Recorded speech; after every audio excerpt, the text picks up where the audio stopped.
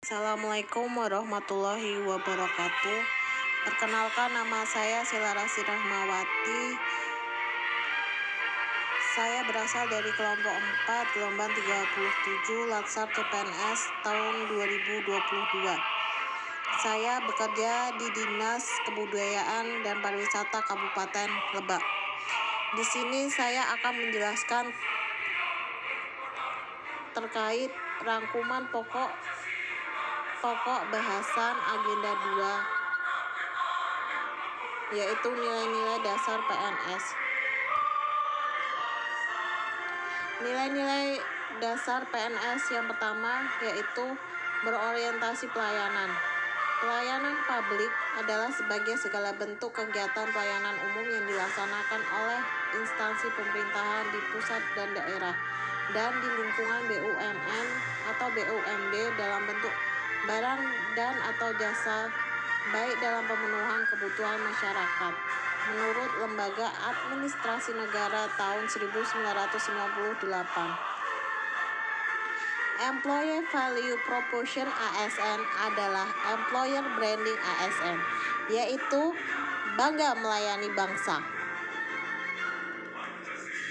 Asas penyelenggaraan pelayanan publik seperti yang tercantum dalam pasal 4 Undang-Undang Pelayanan Publik, yaitu kepentingan umum, kepastian hukum, kesamaan hak, keseimbangan hak dan kewajiban, keprofesionalan partisipatif, persamaan perlakuan atau tidak diskriminatif, keterbukaan, akuntabilitas, fasilitas dan perlakuan khusus bagi kelompok rentan, ketepatan waktu dan kecepatan, kemudahan dan keterjangkauan.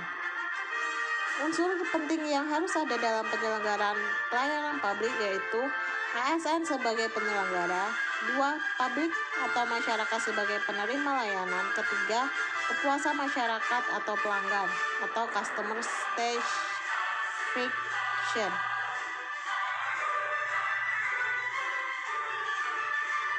Kedua, akuntabilitas. Kata akuntabilitas sering disamakan dengan responsibilitas atau tanggung jawab. Pada dasarnya, kedua konsep itu berbeda. Responsibilitas kewajiban untuk bertanggung jawab yang berangkat dari moral individu, sedangkan akuntabilitas kewajiban untuk bertanggung jawab kepada seseorang atau organisasi yang memberikan amanat. Dalam konteks ASN, akuntabilitas adalah kewajiban untuk mempertanggungjawabkan segala tindak dan tanduknya sebagai pelayan publik kepada atasan, lembaga pembina, dan lembaga luasnya kepada publik. Menurut Matsiliza dan Zonke tahun 2017. 3. Kompetensi.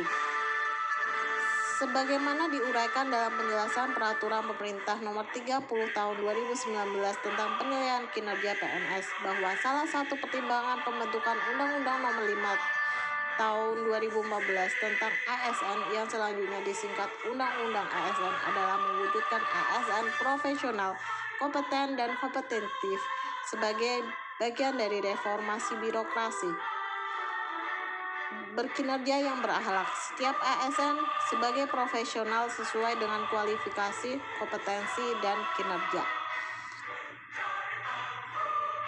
Meningkatkan kompetensi diri untuk menjawab tantangan yang selalu berubah adalah keniscayaan. Sumber pembelajaran lain bagi ASN dapat memanfaatkan sumber keahlian para pakar atau konsultan yang mungkin dimiliki unit kerja atau instansi tempat ASN bekerja atau tempat lain. 4. Harmoni. Dalam bidang filsafat, harmoni adalah kerjasama antara berbagai faktor dengan sedemikian rupa hingga faktor-faktor tersebut dapat menghasilkan suatu kesatuan yang luhur. Dapat dicontohkan pada bidang musik. Sejak abad pertengahan, pengertian harmoni tidak mengikuti pengertian yang pernah ada sebelumnya. Harmoni tidak lagi menekankan pada urutan bunyi dan nada yang serasi, tetapi keserasian nada secara bersamaan. Singkatnya, harmoni adalah ketertiban alam dan prinsip atau hukum alam semesta. 5. Loyal. Salah satu nilai yang terdapat dalam core value ASN berakhlak yang dimaknai bahwa setiap ASN harus berdedikasi dan mengutamakan kepentingan bangsa dan negara.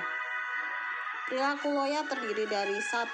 Memegang teguh ideologi Pancasila, Undang-Undang Dasar Negara Republik Indonesia tahun 1945, setia kepada NKRI serta pemerintahan yang sah. Yang kedua, menjaga nama baik sesama ASN, pemimpin instansi dan negara, serta menjaga rahasia jabatan dan negara.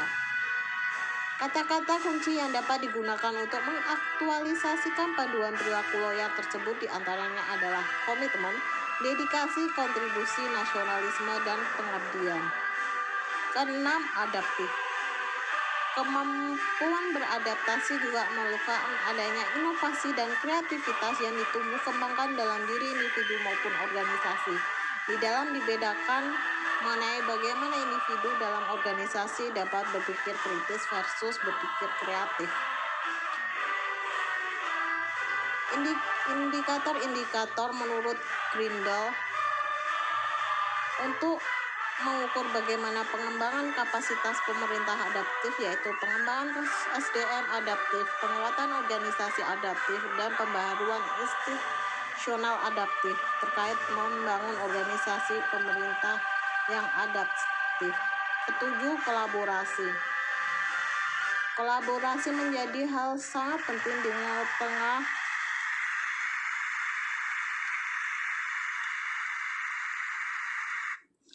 tengah tantangan global yang dihadapi saat ini.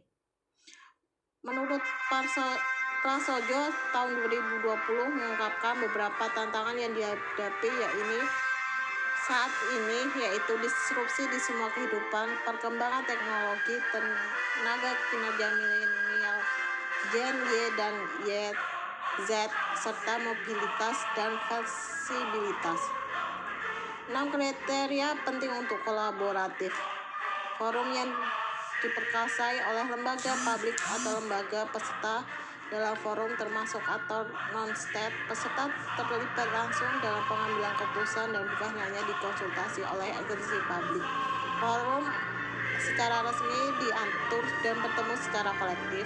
Forum ini bertujuan untuk membuat keputusan dengan konsensus bahkan jika konsensus tidak tercapai dalam praktek.